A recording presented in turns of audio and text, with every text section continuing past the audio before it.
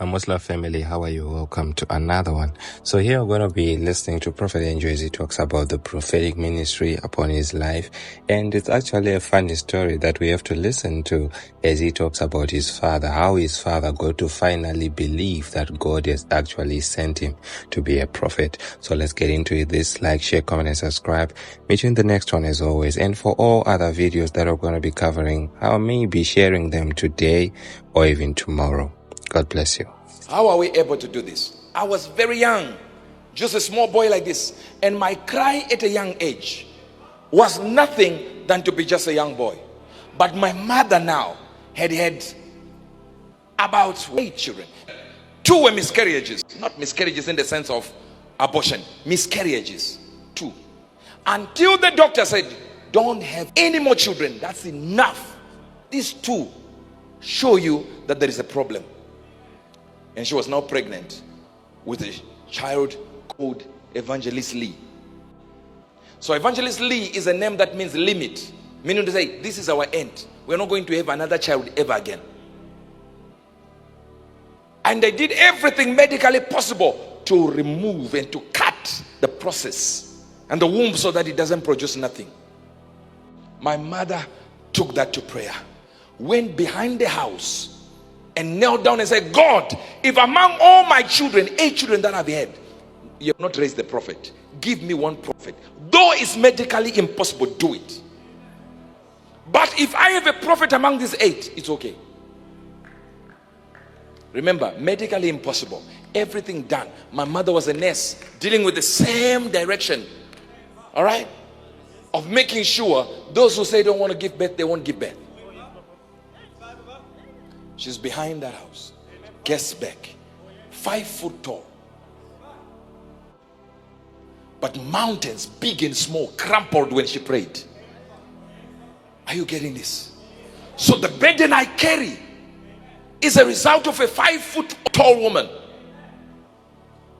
who decided to pray a prayer. Before she knew it, she was pregnant. Impossible medically. My big brother, the one I come after, is called Limit. We have entered. His name is Lee on the passport, but it actually means this is the end of it. We are not having another child. And I came out.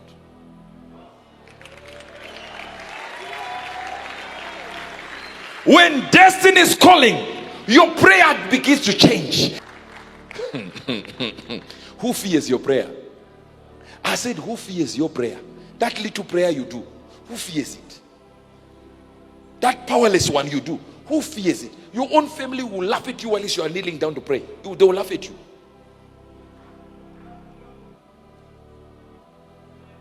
My father used to laugh at my own prayers. He would come and hear me pray. He was like, this guy. Early in the morning, I wake up, pray. My father will be listening. One day he grabbed me. That day, I heard the innocent, hear me well, and merciful voice of the devil speaking through him. You know when the devil feels sorry for you? He said, my son, this God you are praying to, this God thing, you don't need to be serious like this.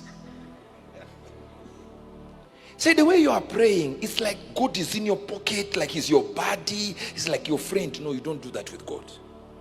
I said, wow. He said, every time you wake up, God is like a king. He pointed to the boundary of the fence. He said, you see that fence there? That's where God is. You wake up and say, how are you, God?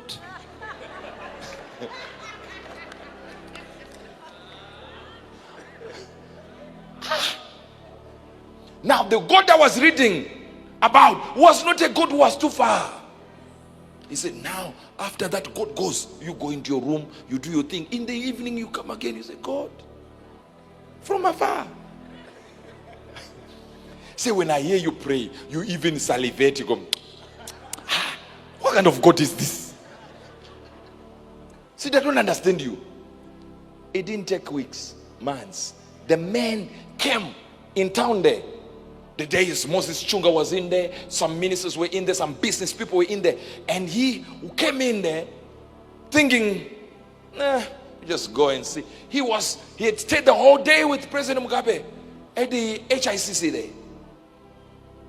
He said, okay, let me just go and see what my son is doing. First time he entered there, he's seeing ministers, he's seeing Moses Chunga, the greatest footballer Zimbabwe has ever produced, and he's in there. He's wondering what is happening here. These people are not stupid. When I grew up, he kept on saying, you know, this boy, he is good at guessing.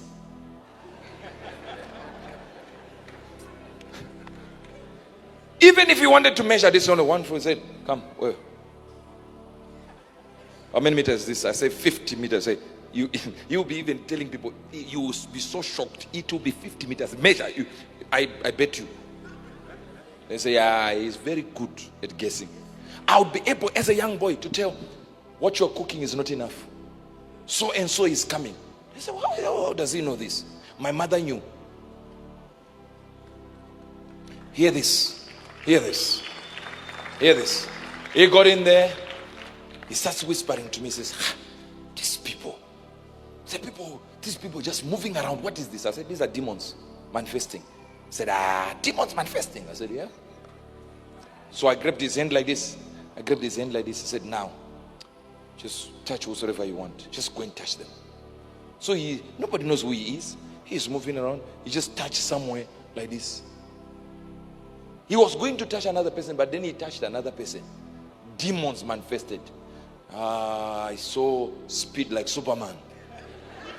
He said, go and touch him. Go. Prevent him from coming here. I said, hey, you are the one who touched him.